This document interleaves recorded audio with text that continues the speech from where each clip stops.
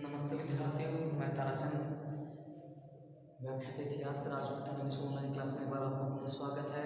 विद्यार्थियों हम पढ़ रहे थे कि तुर्कों के आक्रमण के समय भारत की स्थिति हमने इसमें काफी अध्ययन कर लिया था और एक अंतिम आज जो बच गया और वो है हिंदुओं की पराजय के कारण।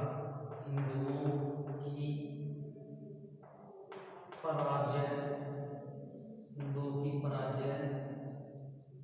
के कारण ये है कि हिंदुओं की पराजय के क्या कारण हुए विद्यार्थियों कि भारत इतना समृद्ध था, इतना शक्तिशाली था। राजपूत राजा थे यहाँ पर जो अपने सर कटते थे, धड़ लगते थे, ऐसे इनके कहावतें प्रचलित थी। लेकिन फिर भी कुछ मलेच्छ विदेशी आक्रमणकारी आए और भारत में आकर अपनी मुस्लिम सत्ता का अपना प्रचार प्रसार किया। तो उन कारणों को हम ढूंढते विद्यार्थियों अनेक इतिहासकारों ने अलग अलग व्याख्या की है। हर इतिहासकार ने अपने अपने ढंग से बताने का प्रयास किया है कि क्या कारण रहे होंगे कि प्राचीन इस मुगल या तुर्क जो है भारत पर अधिकार करने में सक्षम रहे। तो इसमें पहला है राजनीतिक एकता का अभाव। राजनीतिक एकता का अभाव होता क्या है विद्यार्थियों? राजनीतिक एकता का अभाव कि सबसे अधिकांश विद्वानों का मत है कि भारत की राजनीतिक एकता है उसमें इनका अभाव था कि हर राजा अपनी सीमा पर दूसरे से युद्ध कर रहा था। कि जैसे अपने भारत में यहाँ पर हमने पढ़ा था कि यहाँ पर 3 राज्य थे, मुल्तान था, सिंध था और पंजाब था। यहाँ पर तीनों मुस्लिम राज्य थे और यहाँ पर पृथ्वी चौहान था। लेकिन ये इन्होंने कभी अपनी एकता को अर्थात अपनी प्राकृतिक सीमाओं को या अपने देश की सीमाओं को उन्होंने सुरक्षित नहीं बनाया। उन्होंने कभी ये महसूस नहीं किया। जब महमूद गजनवी भारत में आया था उन्होंने सोचा कि आक्रमणकारी मलेच्छ है आएगा उनके लिए चला जाएगा। उसके 150 साल में और ही रहता है, लेकिन भारत की राजनीति में कोई भी बदलाव नहीं होता। वही आपस में लड़ना झगड़ना और युद्ध में लड़ते रहना। तो इनमें आपसी फूटी है जो इनके विनाश का कारण बनती है। पृथ्वी चौहान का शासक था, दिल्ली का शासक था, पंजाब मुल्तान यहाँ पर तीनों मुस्लिम राजा थे और इन तीनों में आपस में कमजोर थे, तीनों लड़ थे, अधिकांश जनता यहाँ पर हिंदू थे।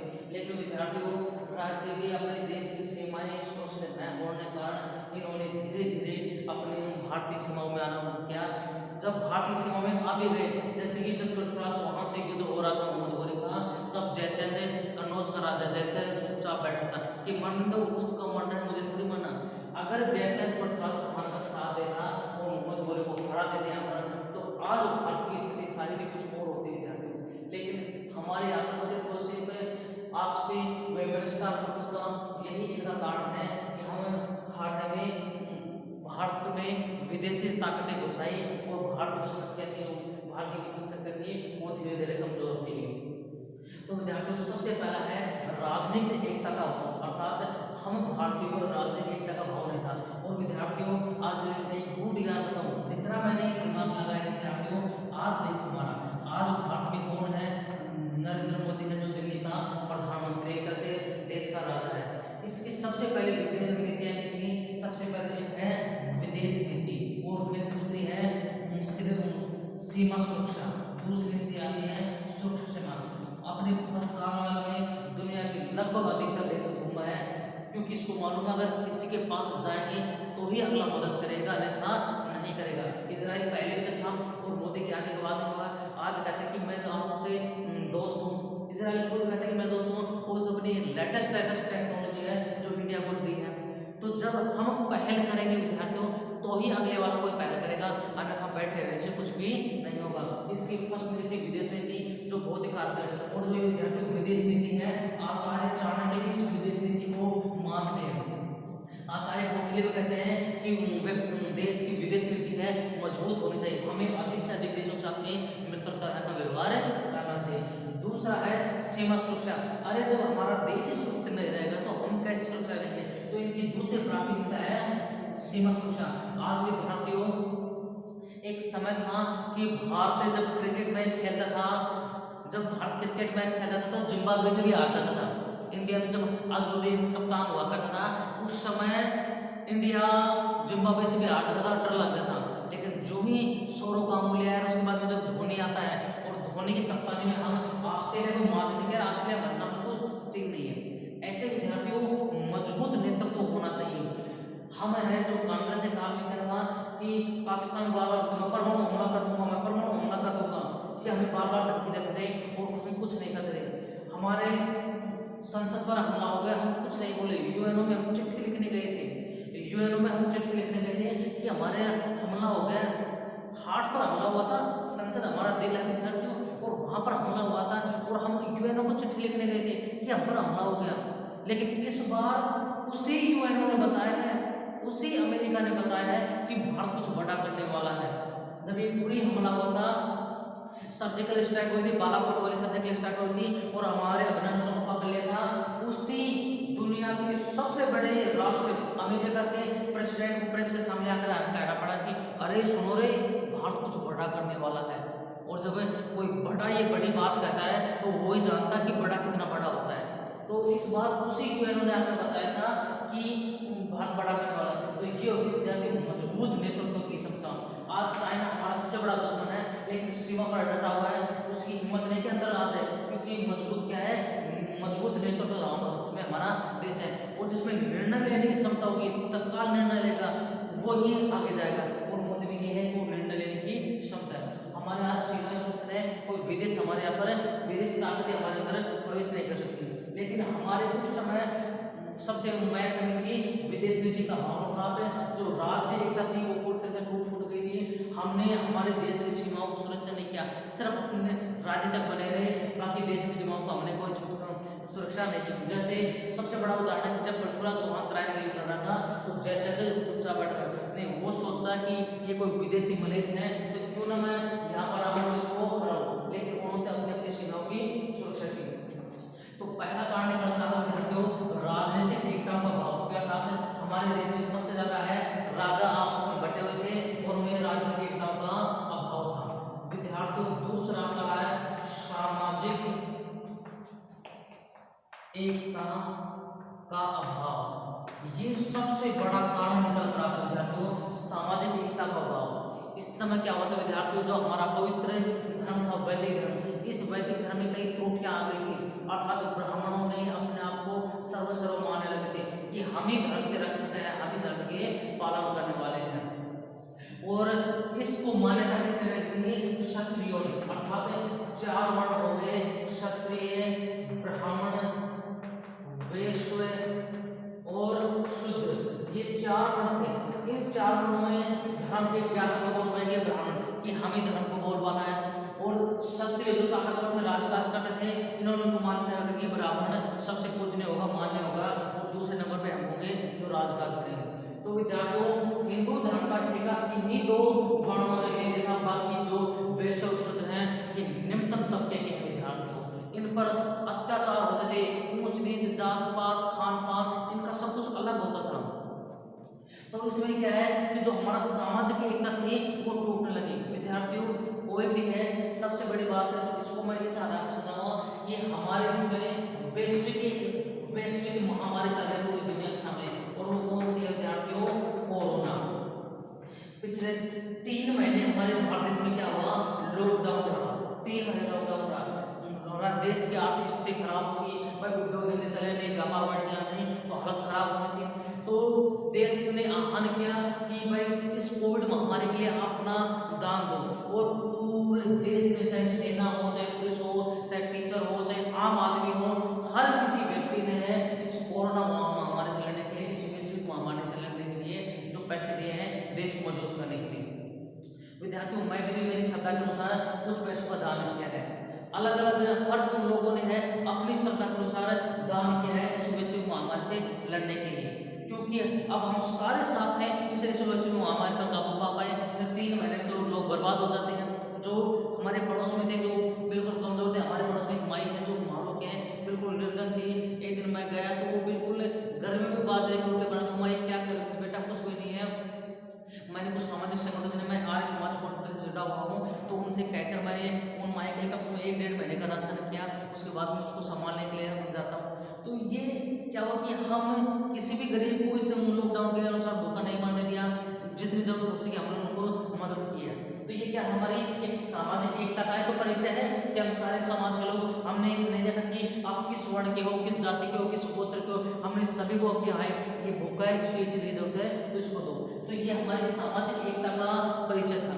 लेकिन विद्यार्थियों, प्राचीन काल में जब मुगल यहाँ पर आए थे, तुर्क यहाँ पर आए थे, तो हिंदू धर्म का ठेका सिर्फ इन्हीं बराबर शक्ति में लगता था, बाकी इन पर तो निम्न अत्याचार किए थे। इनमें है जो जात पात, ऊंच नीच, भेदभाव, ये इतने संकीर्ण मात्रा में थे कि ये तो अपने आप को एक तरह से कटा हुआ महसूस कर रहे थे। इनके लिए तो देश कोई मतलब नहीं, राजा कोई मतलब नहीं, ये तो सिर्फ और सिर्फ अपना पेट भरने के लिए थे। तो इन दो वर्णों के साथ में बहुत ही गलत हुआ, इसे सामाजिक एकता का अभाव रहा। और जब सामाजिक एकता का अभाव होता है विद्यार्थियों, जब कोई विदेशी आक्रमण करेगा ना तो वो सोचेगा कि यार इन लोग तो हार जाए तो ठीक है, कि हम पर आक्रमण करेंगे। बट जब तुर्क आए और हिंदू पहले इन पर अत्याचार कर रहे, जैसे क्षत्रिय ब्राह्मण पर अत्याचार करे ना, तो वो जो निम्न तबका है ये सोचेगा कि ये हिंदू, ये जो ब्राह्मण और क्षत्रिय हैं जो हार रहे हैं, और नया राजा यहाँ पर शासक बन जाए, क्योंकि उन पर वो अत्याचार कर रहे थे। तो इस सामाजिक एकता का बहुत विद्यार्थियों जो हमारे हिंदू की पराजय का कारण बनता है विद्यार्थियों। ये दो कारण हो गए। तीसरा कारण आता है विद्यार्थियों धार्मिक दोष। तीसरा कारण आता है विद्यार्थियों हमारा धार्मिक दोष। भारत क्या है विद्यार्थी, मूर्ति पूजक देश है, वो धर्म पर बहुत ज्यादा आस्था रखता है कि हाँ सब कुछ धर्म पर हो जाएगा।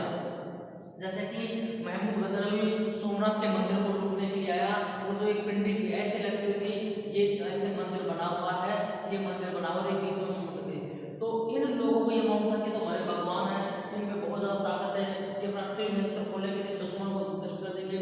मूलराज जो है जो भाग जाता वहां पर, वो जाने में प्रार्थना की कि मूर्ति को मत लेके जाओ, लेकिन कहता है कि मैं इतिहास में मूर्ति बच्चा को होना पसंद करूंगा, वो फिर जाता है। लेकिन फिर भी है वहाँ के स्थानीय लोगों को पुजारियों के लोग रहा था कि हमारे शिव भगवान है जो त्रिनेत्र खोलेंगे और इस दुष्ट को भस्म कर देंगे। हम इतने अधिक आस्थावान थे विद्यार्थियों कि सब कुछ उन्हीं के ऊपर, हमने देवी की पूजा कर दी कि भाई आप भी करो, कुछ करना है। हम धार्मिक ज्यादा हो गए, अर्थात कर्म को महत्व न देकर एक आस्थावान हो गए, भाग्यवान हो गए।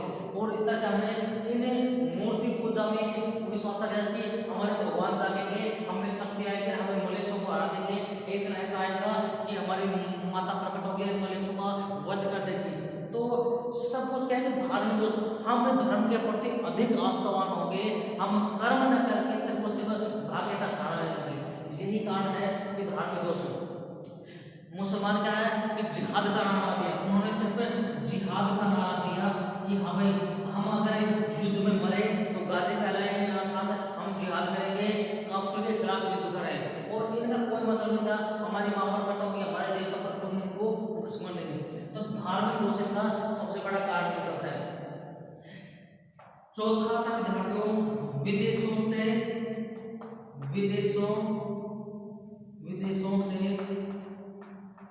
संबंध विच्छेद।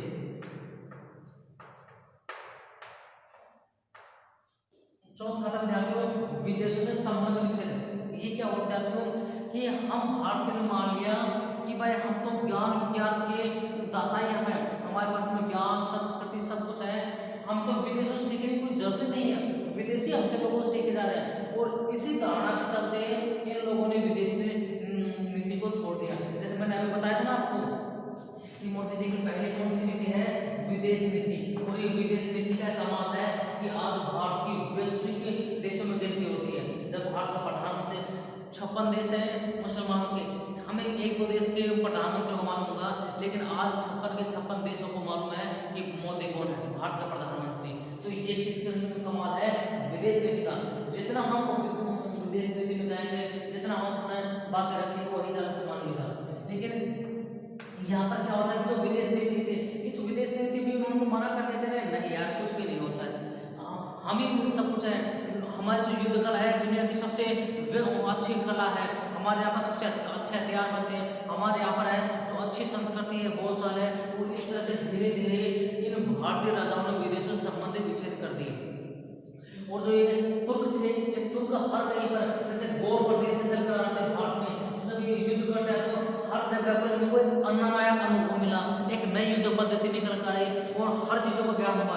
जैसे कि इस युद्ध लड़ाई करते हैं तो भारतीय सेना, जैसे कि अगर 50,000 भारतीय सेना है तो सारी एक सेना एक साथ युद्ध करेगी। लेकिन जो मुसलमान आते हैं कई युद्ध लड़ते हैं, अलग अलग जगहों पर युद्ध लड़ते, देखा कि भाई सामने पहले 40,000 की सेना बचेगी, 2 4 5 10 घंटे युद्ध हो गया, जब सैनिक आपस में थकने लगे तो ये जो इसकी रिजर्व सेना 10,000 ये इन पर अचानक आक्रमण करेगी। अब थकी हुई सेना ताजा सेना पर कैसे प्रहार करेगी। तो इन्होंने विदेश नीतियों से कुछ नहीं सीखा, वो जो कूप मंडूकता वाले थे कि हम ही श्रेष्ठ हैं, उस श्रेष्ठता के ऊपर चलते रहे। वो जो विदेशी लोग हैं उन तुर्कों ने भारत पर अधिकार किया, इन्होंने अपने अनुभव के आधार पर अधिकार। कुछ विद्यार्थियों हमारा नैतिक पतन हुआ, कुछ हमारा क्या हुआ, नैतिक पतन हुआ। इससे नैतिक पतन में क्या हुआ कि जो हमारे प्राचीन गुरुकुल थे, शिक्षा के केंद्र थे, कला साहित्य केंद्र है, उनमें हमने अब उनका स्थान है जो देवदासी ने ले लिया, व्यभिचार ले लिया।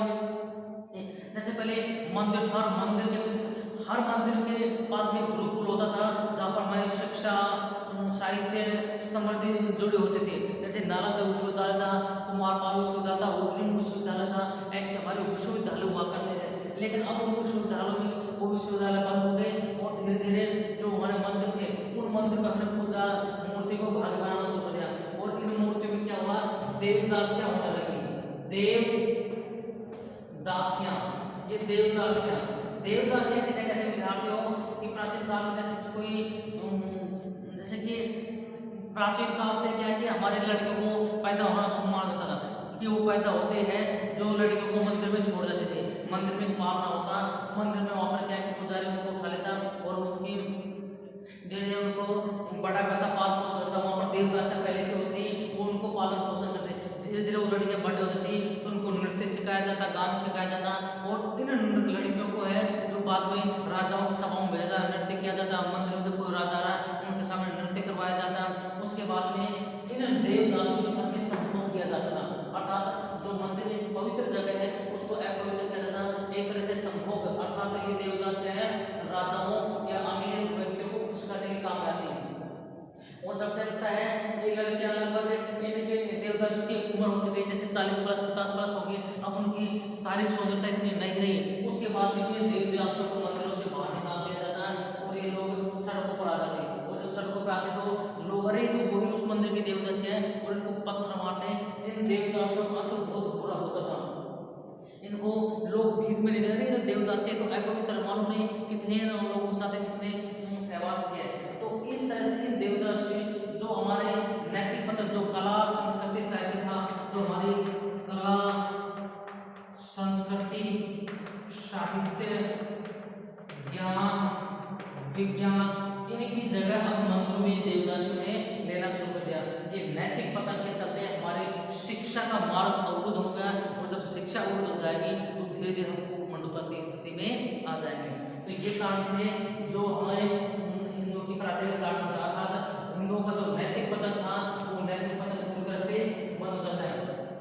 विद्यार्थियों नैतिक पतन रहा है मराठों में, जब शिवाजी महाराज ने मराठा साम्राज्य की स्थापना की तो वो जो सैनिक थे, जो मराठी थे, महाराष्ट्र के साथ इनको एकत्रित किया।